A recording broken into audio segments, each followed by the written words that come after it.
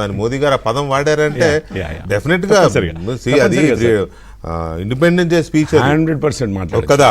కాబట్టి దాని వెనుక ఒక ఎక్సర్సైజ్ ఏదో జరిగింది ఆల్రెడీ. కాబట్టి నేను అనుకుంటున్నాను ఎలా ఐడెంటిఫై చేస్తారనేది ఒక పాయింట్. రెండవ పాయింట్, మహేష్ కానీ మురళీ గారు కానీ అన్నట్టు ఈ ఇటీవల కాలంలో వస్తున్న ఈ యాంటీ ఎస్టాబ్లిష్మెంట్ ఐడియాలజీని దిమాగి నక్సల్ అంటే మేధో నక్సలిజం అని భావిస్తోంది ఆ కేంద్ర ప్రభుత్వం.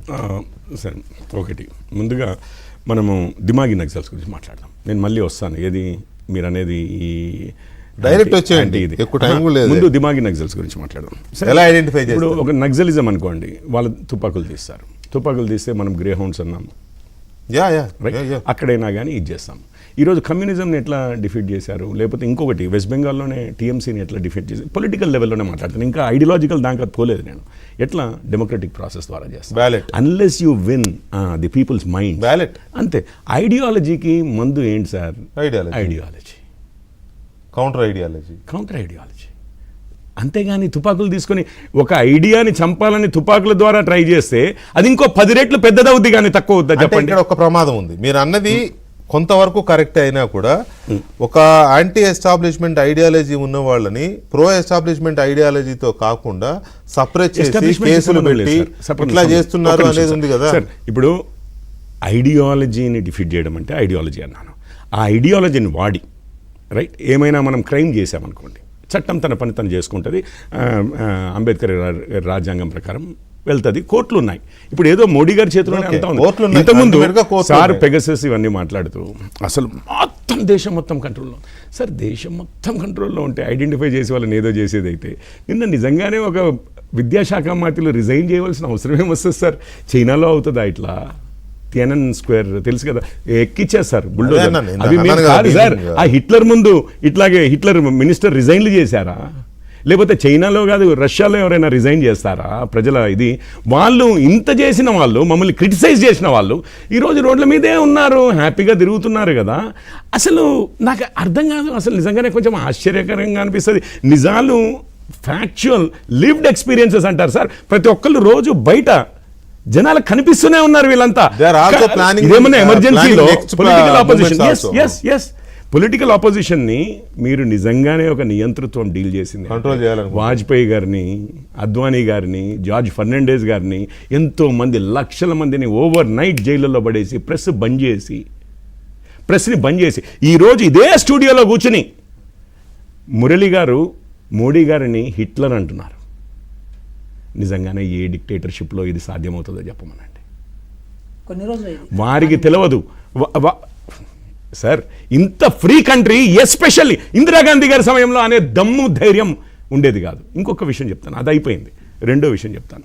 ఇంతకుముందు హిందూ మతము వాటి గురించి ఆర్ఎస్ఎస్ ఐడియాలజీ గురించి చెప్పారు సార్. నేను ఒకటి చెప్తున్నాను, మూఢనమ్మకం అని అంటారు చూసారా?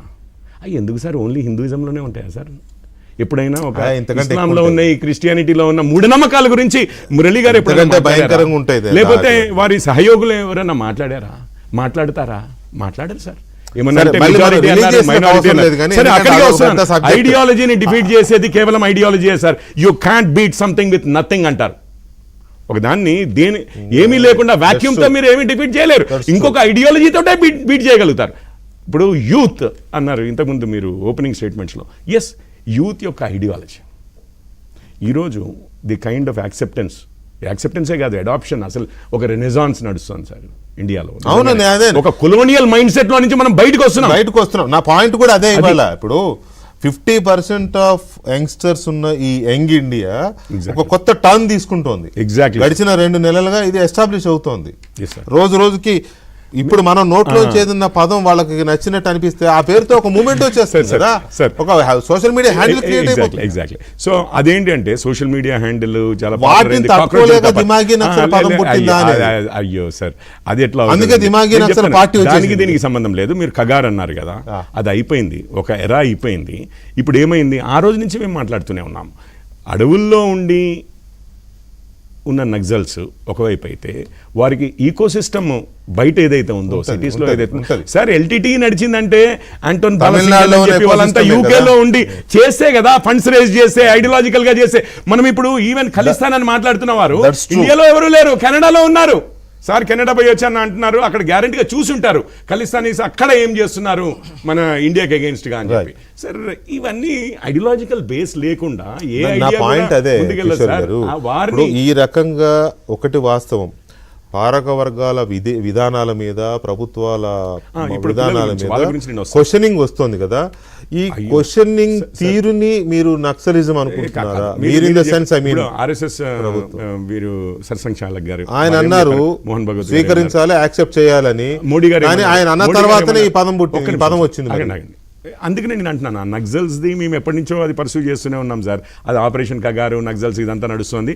యువతలో ఇది మోడీ గారు ఏమన్నారు, ఒకవేళ పిల్లలు ఎవరన్నా అని ఉంటే కూడా మన పిల్లలే కదా అని అంటే రాహుల్ గాంధీ అంటాడు ఈయనెవరు క్షమించడం. అరే వాళ్ళ అమ్మని బూతులు మాట్లాడితే క్షమించడానికి ఇంకెవరికి హక్కు ఉంటుంది సార్? దానికి కూడా రాహుల్ గాంధీ అరే ఏం సార్ ఇది అంటే ఇప్పుడు ఐడియాలజికల్ ఫైట్ ఉందనేది తెలుసు. వీరు కూడా మహేష్ గారు కూడా మురళీ గారు ఇప్పుడే చెప్పారు, కాంగ్రెస్ చరిత్ర కూడా చెప్పారు, కాంగ్రెస్ నైజం కూడా చెప్పారు.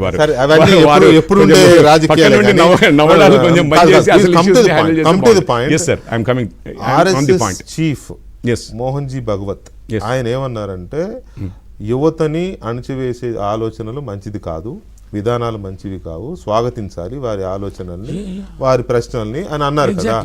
ఆయన అన్న తర్వాతనే 15th ఆగస్ట్ వచ్చింది. 15th ఆగస్ట్ స్పీచ్ లోనే మోదీ గారు ఈ మాట అన్నారు, దిమాగి నక్సలిజం అనే పదం వచ్చింది. వాట్ ఈజ్ అంటే వాళ్ళిద్దరు కూడా తేడా ఏంటి? ఆర్ఎస్ఎస్ చీఫ్ కి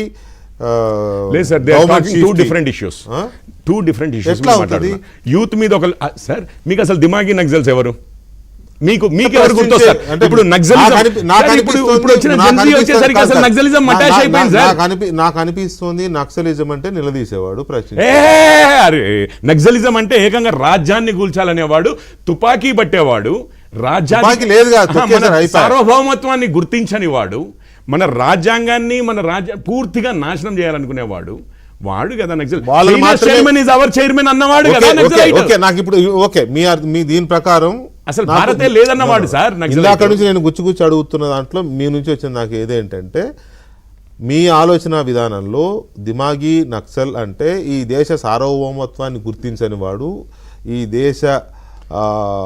దేశానికి సంబంధించిన జాతీయ గీతాలు జాతీయ పతాకాలు వాటిని గౌరవించని వాడు, అంతేనా? అంతే కదా సార్. అటువంటివి ఒక ఐడియాలజీకి ఇంప్రిజెంట్ అయిపోయి అదే దేశానికి యుద్ధం చేసేవాడు ఎవడైనా ఐడియాలజీని ప్రదర్శించే వాళ్ళు ఇక స్పెసిఫిక్ ఐడియాలజీ